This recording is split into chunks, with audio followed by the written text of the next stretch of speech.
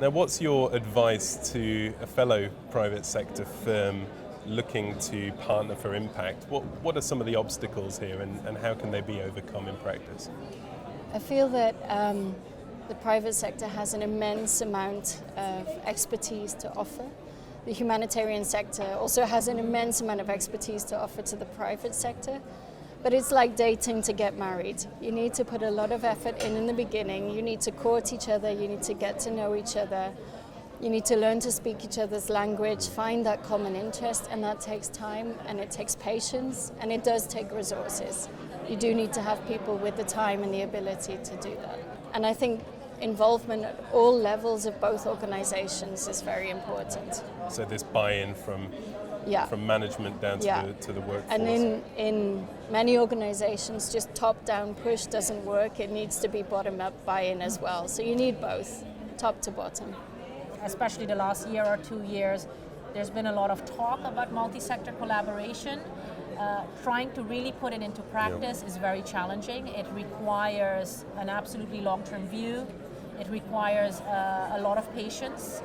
It also requires a lot of what I would call adaptability, because you have to be willing to fail, to learn, to adapt the way you work together. It's very challenging to get it right. I remember when, for example, Zurich and the Red Cross, Red Crescent started working together in 2008, and we enhanced our partnership in 2013. You know, on paper, everything looks perfect, right? We have skills, we have competencies, we have resources. They have skills, they have competencies, they have resources. We bring them together and we change the world. When you really try to put that into practice, it actually proves to be quite challenging.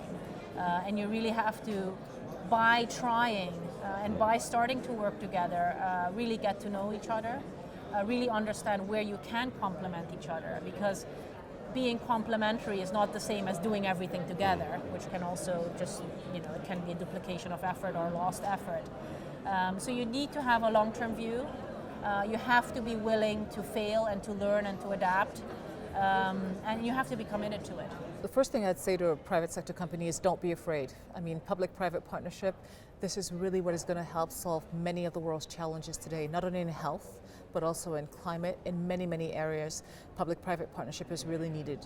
The challenges, of course, there are challenges. I mean, by way of when we talk about sort of the programs that we run in Africa, we're very keen for these medicines to really get to populations in need and poor populations, vulnerable populations. So we want to make sure that these medicines don't find their way into the private sector, but that they really stay in the public sector where these poor patients can really access them. So supply chain integrity, that can sometimes be a challenge, and that might sometimes be a deterrent to certain companies that want to work with international organizations. But most of all, I think that there's a sort of a little bit of fear about working with people you don't know in general, and you need to sort of sit down together with organizations like the IFRC. We do sometimes speak a different language, but I think in between, when we have dialogue and trust, we begin to speak the same language and we begin to understand each other better.